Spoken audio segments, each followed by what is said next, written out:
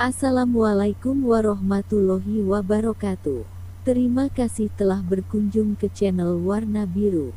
Di sini saya akan memberikan informasi mengenai pemimpin dan kepemimpinan, termasuk di dalamnya pengaruh kepemimpinan terhadap perubahan, menjaga kewibawaan para manajer pemimpin yang melakukan bisnis beretika, dan hubungan kepemimpinan dengan variabel lainnya. Pengaruh kepemimpinan terhadap perubahan. Saya masih diingatkan pemandangan yang ada di stasiun kereta api negeri ini. Waktu itu saya sering menggunakan jasa transportasi kereta api hampir di setiap akhir pekan dan hari-hari libur. Ketika saya antri untuk mendapatkan karcis, seringkali sia-sia, padahal jika dihitung secara sederhana dari jumlah antrian yang ada saya pasti mendapatkannya, nyatanya seringkali meleset. Jalan terakhir, saya terpaksa membeli karcis di calo yang berkeliaran di sana-sini. Jika saya harus ideal, maka saya harus mengikuti antrian berikutnya yang kemungkinan mengalami kasus yang sama. Ini adalah keterpaksaan dan pemandangan yang menggemaskan. Padahal di setiap sudut terpampang spanduk yang bertuliskan larangan untuk para calo dan razia oleh aparat pun sering dilakukan. Nyatanya para calo hilang dan kembali dengan membaca situasi, begitu seterusnya. Para aparat seakan tidak berdaya. Apalagi ditambah dengan stasiun penuh oleh pedagang kaki lima atau PKL, bahkan sampai menjajakan dagangannya di atas kereta. Sangat memprihatinkan pengalaman Emron Edison.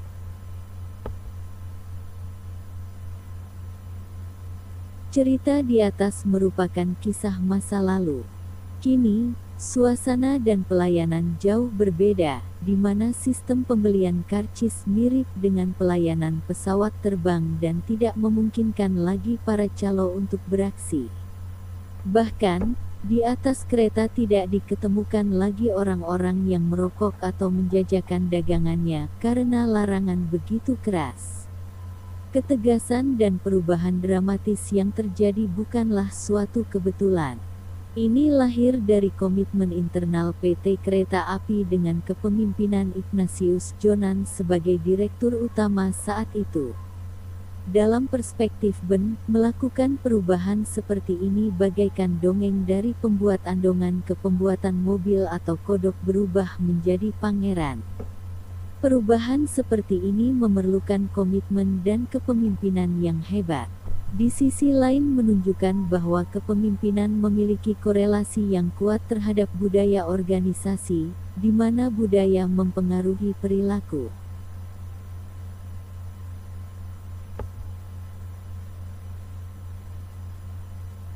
Menjaga kewibawaan para manajer.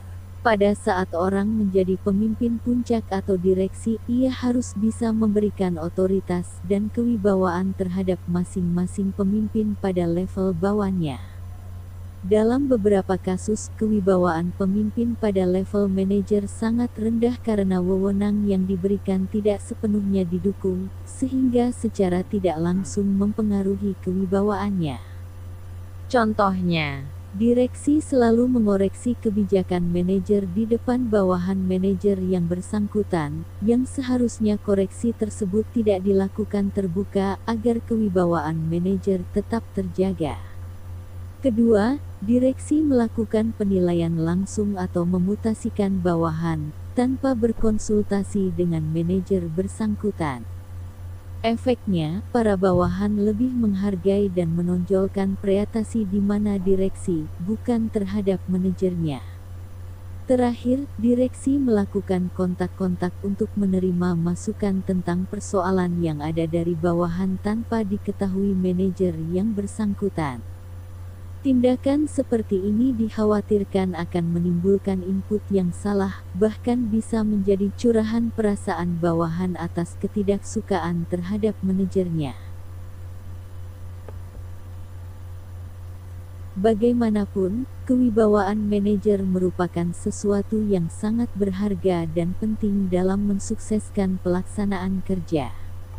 Pertanyaannya, bagaimana kalau manajer itu tidak kompeten? Jika ya, konsekuensinya adalah pemindahan atau pencopotan dari jabatannya. Intinya, selama ia masih memegang jabatan maka kewibawaannya harus dijaga karena kewibawaan manajer adalah benteng pertahanan bagi para anggota direksi. Hukum ini juga berlaku bagi para manajer untuk menjaga kewibawaan para penyelianya. Terkait dengan kewibawaan ini, pada perusahaan yang sudah maju manajer sebagai pemimpin dituntut untuk tegas dalam melaksanakan tugas dan kedisiplinan anggotanya. Bahkan para penyelia pun diberi hak untuk memberikan sanksi kepada bawahannya sesuai dengan aturan yang berlaku. Jika kewibawaan masing-masing level terjaga, maka tugas bagian kepersonaliaan makin ringan serta direksi lebih fokus pada kebijakan strategis yang lebih besar. Pemimpin yang melakukan bisnis beretika. Tugas pemimpin tidak hanya menuntut perubahan dan pertumbuhan, tapi juga harus melakukan bisnis yang beretika. Melakukan bisnis yang beretika atau etis membutuhkan komitmen dari para manajer tingkat atas. Mengapa? Karena merekalah yang berdiri menyangga nilai-nilai bersama dan memberikan nuansa budaya.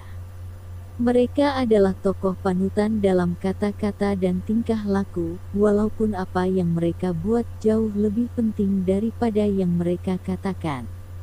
Bila manajer tingkat atas menggunakan sumber daya perusahaan untuk kepentingan pribadi, menggelembungkan akun pengeluaran mereka atau memberikan pelayanan khusus kepada teman, mereka menyatakan bahwa tindakan seperti itu dapat diterima bagi semua karyawan. Robbins & Coulter 2009.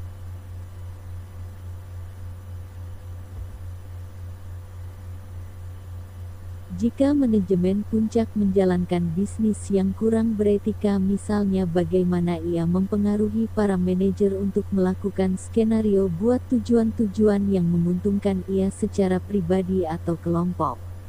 Biasanya tindakan ini bisa dimanfaatkan oleh oknum-oknum manajer lain atas ketidakberesan ini. Sebab, biasanya oknum manajer tersebut diuntungkan dan ia merasa aman oleh keadaan. Bahkan kadang ia yakin, meskipun kecurangan juga diketahui, manajemen puncak tidak mungkin menghukumnya. Sebab, semua telah menjadi lingkaran setan. Jika hal ini terjadi dalam kurun waktu yang panjang, yang ada tinggal keruntuhan.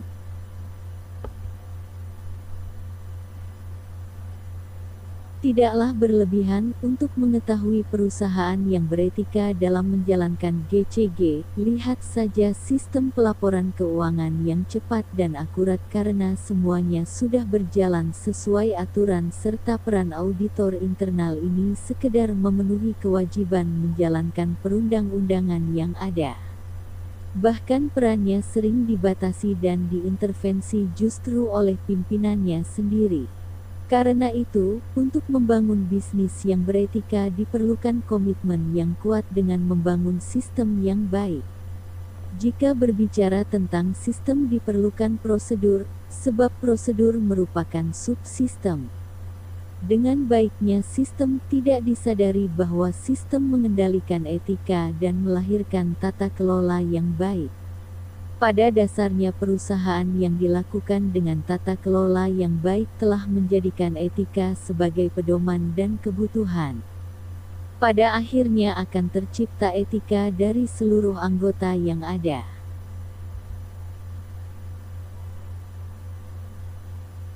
Hubungan kepemimpinan dengan variabel lainnya. Teori-teori yang menyatakan hubungan yang sifatnya timbal balik antara dua variabel atau lebih dapat disebut hubungan antara variabel independen. Hubungan antara variabel merupakan satu perubahan berpola timbal balik antara dua variabel atau lebih. Bagi Walliser dan Weiner tidak ada hubungan antara variabel jika tidak ada hubungan berpola dan tidak ada hubungan antara variabel kecuali perubahan itu bersifat timbal balik dan dalam cara yang terpola. Wilber Silalahi 2009. Penelitian kuantitatif dalam melihat hubungan variabel terhadap objek yang diteliti lebih bersifat sebab dan akibat atau kausal, sehingga dalam penelitiannya ada variabel independen dan dependen. Dari variabel tersebut selanjutnya dicari seberapa besar pengaruh variabel independen terhadap variabel dependen. Sugiono 2011.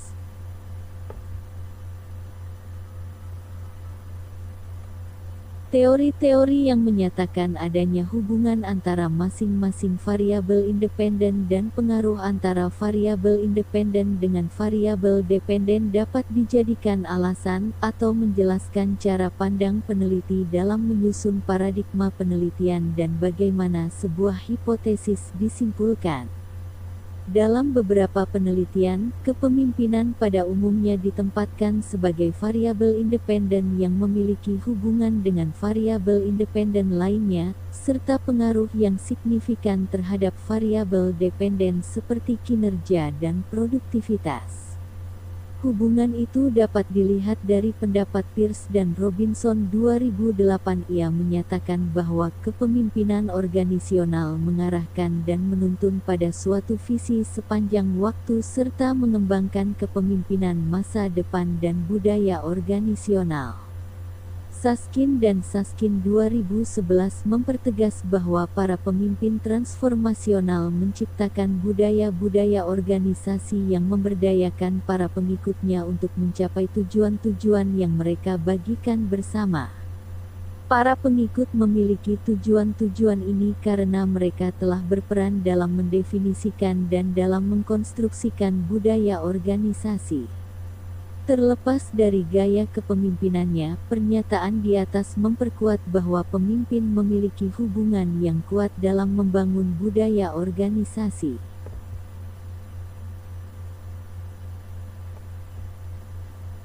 Berdasarkan hasil dari beberapa penelitian, selain budaya organisasi dipengaruhi oleh kepemimpinan, sebaliknya budaya juga mempengaruhi perilaku kepemimpinan dan seluruh anggota dalam bertindak.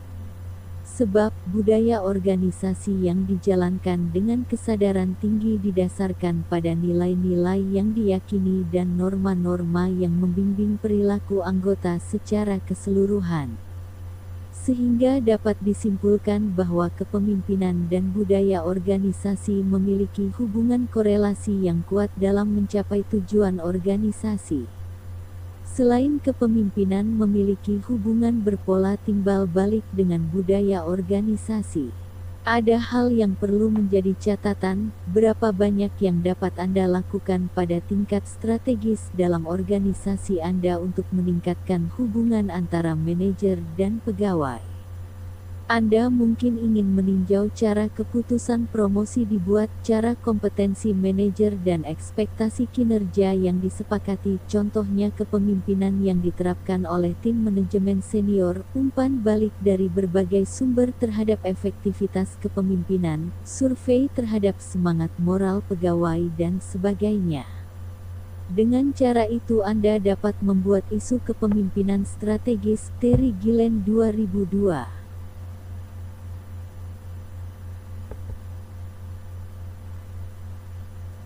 Pernyataan Terry Gillen menyiratkan bahwa ada korelasi yang kuat antara keberhasilan sistem promisi pegawai, ekspektasi kinerja dan peningkatan semangat pegawai, dengan kompetensi dan umpan balik terhadap efektivitas pemimpin atau manajer dalam mengelola bagiannya. Hal ini ditinjau dari perspektif gaya kepemimpinan yang berpikir strategis.